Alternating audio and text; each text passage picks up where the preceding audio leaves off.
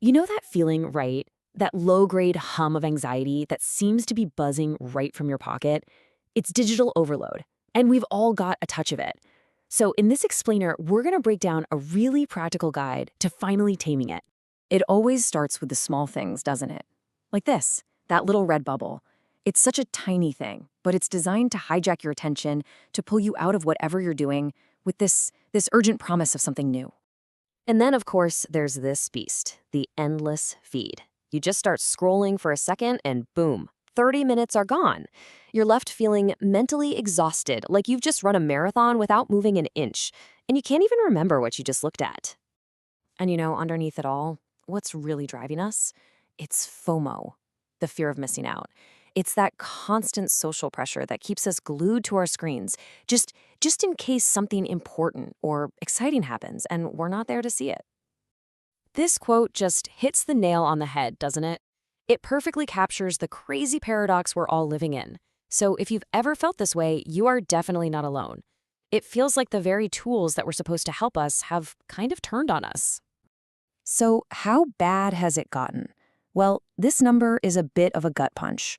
144. That is the average number of times people in the US check their phones every single day. At that point, it's not even a habit, it's a reflex. And it proves we need a new way of thinking about this. Which brings us to the really important question. This isn't just about feeling distracted or busy. What is actually happening inside our heads on a biological level? Well, the science has some pretty surprising answers. Okay, this chart might look a little technical, but stick with me because this explains why you feel the way you do. All those notifications keep your cortisol, your main stress hormone, constantly elevated. The endless novelty of the scroll messes with your dopamine pathways, which is what leads to that addictive can't stop feeling. And get this, some studies even show it can reduce gray matter in your prefrontal cortex.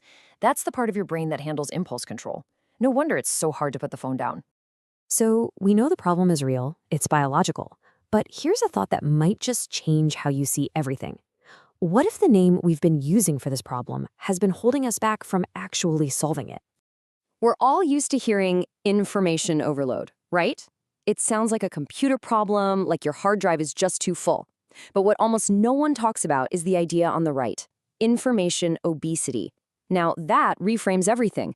It's not a mechanical problem, it's a human one. It's not about the quantity of information, it's about the quality and what we do with it. So here's the official definition. Information obesity is when we fail to turn all that stuff we're consuming into actual useful knowledge. It's just like nutrition, right?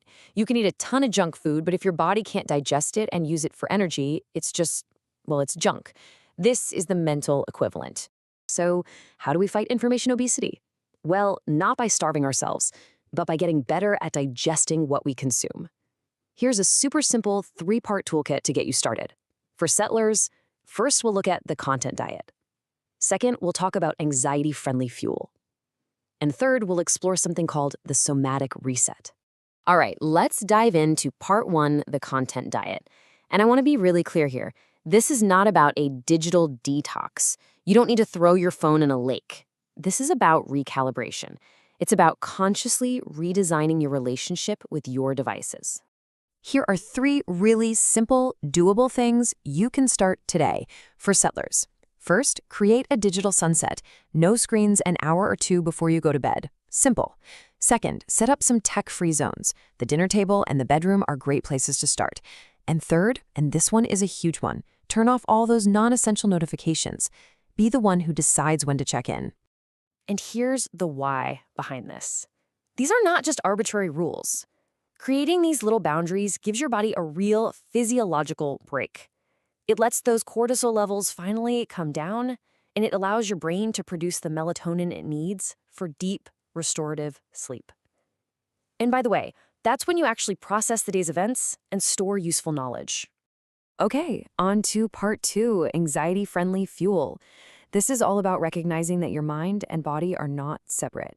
What you eat directly fuels your brain and impacts its ability to handle stress. To fix information obesity, we have to properly fuel the system. So think of this as a simple cheat sheet. On the left are the things you want to add in. Foods with magnesium, like leafy greens, literally help calm your nervous system. Omega-3s from stuff like salmon and walnuts reduce inflammation in the brain.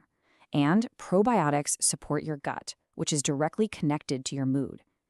On the right, the usual suspects to limit: caffeine, sugar, processed foods, things that can put an already stressed system on high alert. And this is the beautiful part. This is the long-term payoff. Every small positive choice, whether it's putting your phone down or eating an apple, it builds on the last one. It creates this amazing upward spiral, this momentum for your mental health. And just by understanding this, you are already way ahead of the game. And now for part 3, the somatic reset. Okay, this concept might be new to a lot of you, but honestly, it is a game changer.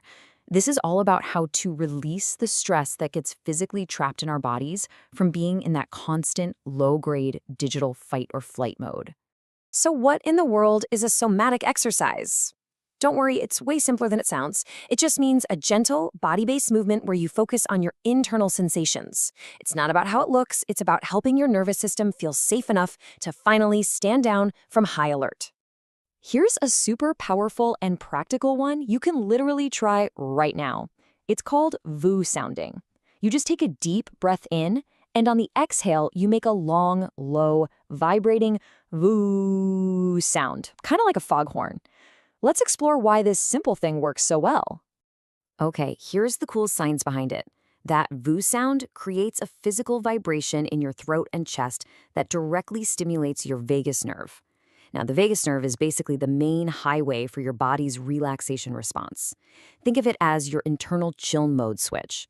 You are literally, physically telling your body it's safe to relax. Need another quick one? Try shaking. Seriously. Just stand up and gently shake your hands, your arms, your legs for a minute. It might feel a little silly at first, but you're tapping into your body's primal wisdom. Animals in the wild do this instinctively after a stressful event to literally shake off the adrenaline. You're just doing the same thing. So when you bring all of this together, the content diet, the right fuel, the somatic resets, the goal isn't to become anti-technology, not at all. The real prize, the strategic goal, is to reclaim your cognitive sovereignty. It's a powerful idea. It means you are in charge of your own focus. You decide what comes in, and you have the power to turn it into knowledge. For social smarts, for strategists. And all of this leaves us with one final big question to think about. If your attention is truly the most valuable currency you own, who or what are you allowing to spend it? If this touched your heart, please subscribe, like, and share it with your family. Save this for more meaningful content ahead.